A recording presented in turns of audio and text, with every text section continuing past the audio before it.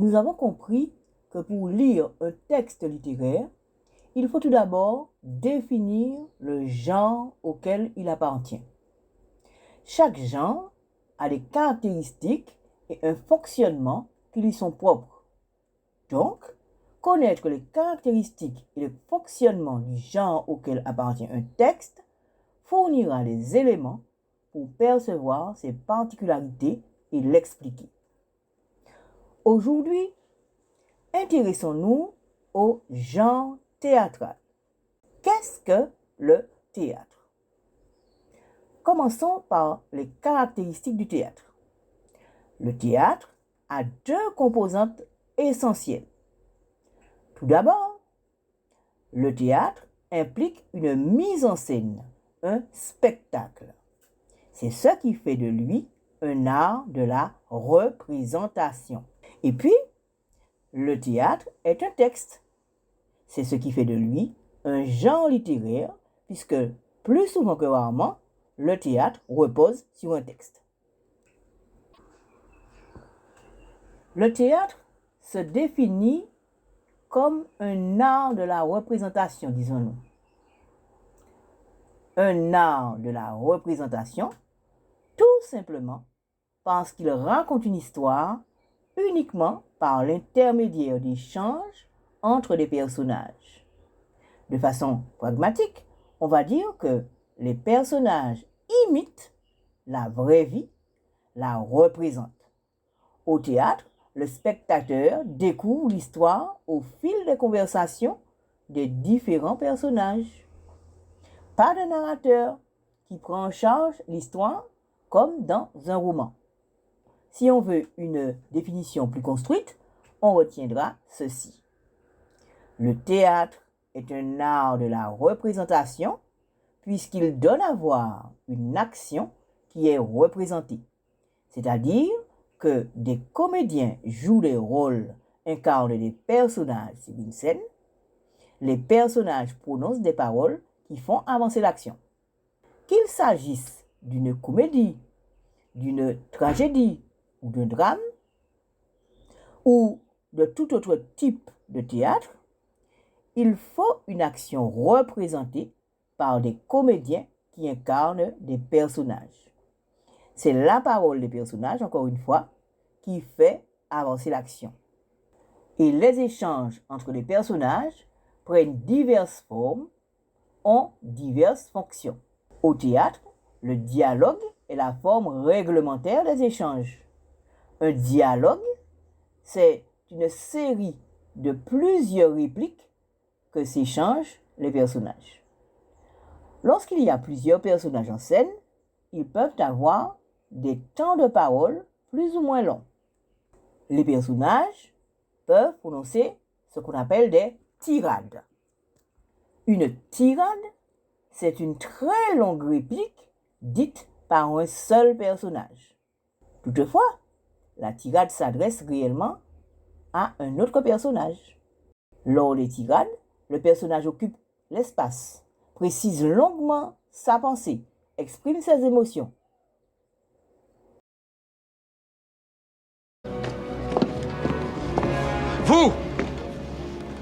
Vous avez un nez... un nez... très grand. Très. Ah! C'est tout? Oui. Ah non, c'est un peu court, jeune homme. On pouvait dire, oh Dieu, bien des choses en somme en variant le ton. Par exemple, tenez, agressif. Moi, monsieur, si j'avais un tel nez, il faudrait sur le champ que je me l'amputasse. Amical. Mais il doit tremper dans votre tasse. Pour boire, faites-vous fabriquer un ANAP descriptif. C'est un roc.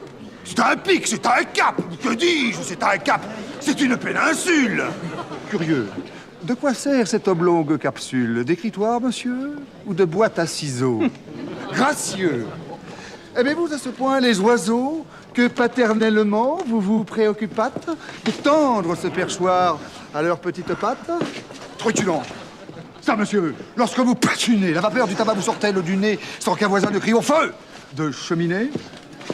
Prévenant, gardez-vous, votre tête entraînée par ce poids de tomber en avant sur le sol. Tendre, faites-lui faire un petit parasol, de peur que sa couleur au soleil ne se fane. Python, l'animal seul, monsieur qu'Aristophane appelle hippocampe éléphanto-camélos, dit avoir sous le front tant de chair, sous tant d'os. Dramatique, c'est la mer Rouge quand il saigne. Admiratif pour un parfumeur, quelle enseigne. Lyrique, est-ce une conque? Êtes-vous un triton? Naïf, ce monument, quand le visite-t-on? Militaire, pointez contre cavalerie. Pratique, voulez-vous le mettre en loterie? Assurément, monsieur, ce sera le gros lot. Enfin, parodiant Pyrame en un sanglot. Le voilà donc ce nez qui, des traits de son maître, a détruit l'harmonie. Il en rougit, le traître. Voilà ce qu'à peu près, mon cher, vous m'auriez dit si vous aviez un peu de lettres et d'esprit. Mais d'esprit, oh, le plus lamentable des êtres, vous n'en eûtes jamais un atome. Et de lettres, vous n'avez que les trois qui forment le mot « sot ». Quand l'action devient plus rapide, plus vive, on peut trouver ce qu'on appelle des stichomities. Les stichomities sont une succession rapide de très courtes répliques et donnent à la scène un caractère enlevé. Tout s'accélère. Les stichomities sont utilisées lors des duels verbaux, par exemple. À moi compte. 2 mots. Parle. Ôte-moi d'un doute. Connais-tu bien Don Diego? Oui. Parlons bas. Écoute, sais-tu que ce vieillard fut la même vertu, la vaillance et l'honneur de son temps? Le sais-tu? Peut-être. Cette ardeur que dans les yeux je porte, sais-tu que c'est son sang? Le sais-tu? Que m'importe? À 4 pas d'ici, je te le fais savoir. Jeune présomptueux. Parle sans t'émouvoir. Je suis jeune, il est vrai, mais aux âmes bien nées, la valeur n'attend point le nombre des années. Voilà ce qu'il y a quand plusieurs personnages sont en scène. Quelquefois, un personnage est tout seul sur scène. Et pourtant, il parle. Il prononce ce qu'on appelle un monologue. Un monologue, c'est une longue réplique dite par un seul personnage. Le personnage s'adresse directement au public ou bien ne s'adresse qu'à lui-même. Là encore, l'action marque un temps d'arrêt pour que le personnage livre ses sentiments, ses réflexions, ses émotions. Il y a une forme particulière de monologue que l'on nomme stance. Les stances sont une forme versifiée de monologue marquée par un rythme particulier.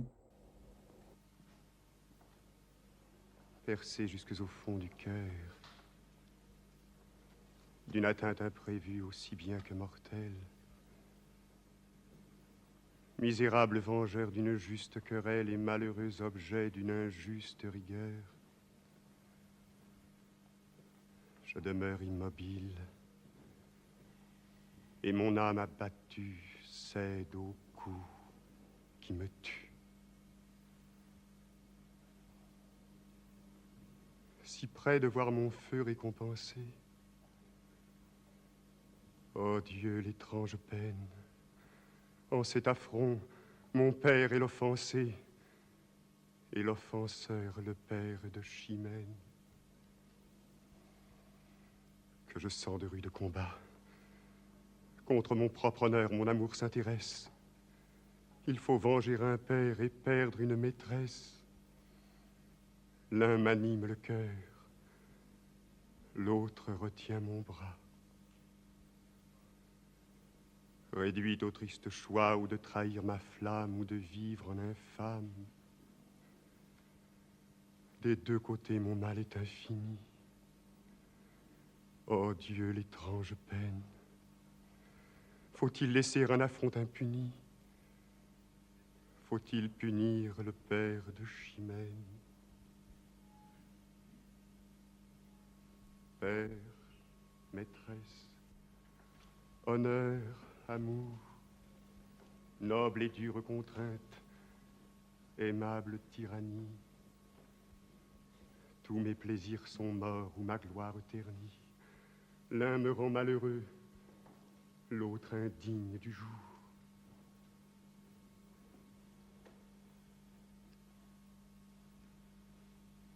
cher et cruel espoir d'une âme généreuse, mais ensemble amoureuse.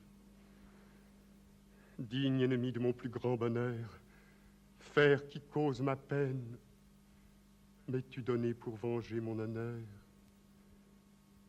M'es-tu donné pour perdre ma chimène? Il vaut mieux courir au trépas. Je dois à ma maîtresse aussi bien qu'à mon père. J'attire en me vengeant sa haine et sa colère. J'attire ses mépris en ne me vengeant pas. À mon plus doux espoir, l'un me rend infidèle et l'autre indigne d'elle. Mon mal augmente à le vouloir guérir. Tout redouble ma peine. Allons, mon âme, et puisqu'il faut mourir, mourons du moins sans offenser Chimène.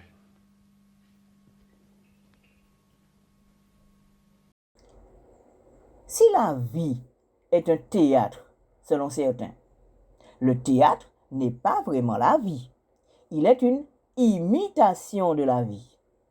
Les comédiens incarnent des personnages qui donnent l'illusion d'exister vraiment. Ce n'est qu'une illusion. En dehors de la scène, le personnage ne saurait continuer à exister. Pour l'anecdote, certains comédiens, pris par leur personnage, n'arrivent pas à le quitter. Et c'est une vraie catastrophe pour leur vie personnelle. La frontière entre le spectacle et la vie, bien qu'invisible, est réelle. Le théâtre résulte donc d'une sorte de pacte conclu avec le spectateur qui, le temps de la pièce, accepte de considérer que tout ce qui se joue sur scène est la vérité, est vrai. Une convention bien connue est la partie. Il n'y a qu'au théâtre que peut exister la partie, c'est-à-dire cette convention qui fait qu'un personnage sur scène, en compagnie d'autres personnages, n'est entendu que du public. Les autres personnages, suivant cette convention théâtrale, n'entendent pas ce qui est dit. Aussi peut-on trouver certaines conventions qui permettent des situations que ne permettrait pas la réalité, la vraie vie. La partie est souvent employée pour faire connaître au public les pensées d'un personnage. Les types d'échanges sont donc à prendre en compte dans une explication de texte théâtrale. Mais ce n'est pas tout. La place de ces répliques dans la structure de la pièce est aussi très importante. La progression de l'action se voit dans la structure de la pièce de théâtre. Toutes les pièces de théâtre ont la même structure. Tout d'abord, une exposition, qui est le premier moment, juste après le lever de rideau. Le premier moment de la pièce, qui est destiné à faire part au public de tout ce qu'il a besoin de connaître pour comprendre l'action et en suivre la marche. L'exposition, comme son nom l'indique, expose le contexte dans lequel les personnages évoluent.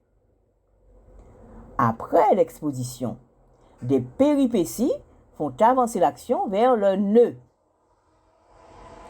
Une péripétie est un changement subit de situation dans une action dramatique. On dit aussi un rebondissement.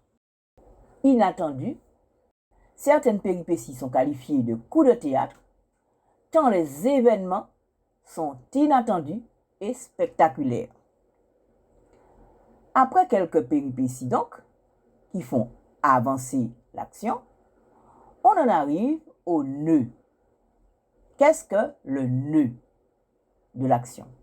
Le nœud de l'action est le moment d'une pièce de théâtre où l'intrigue est arrivée à son point essentiel, mais où le dénouement reste incertain. Après le nœud, une nouvelle vague de péripéties fait avancer l'action vers ce qu'on appelle le dénouement.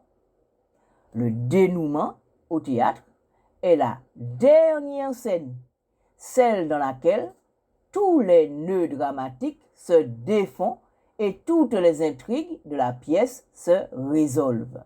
Le dénouement a pour but de terminer l'histoire.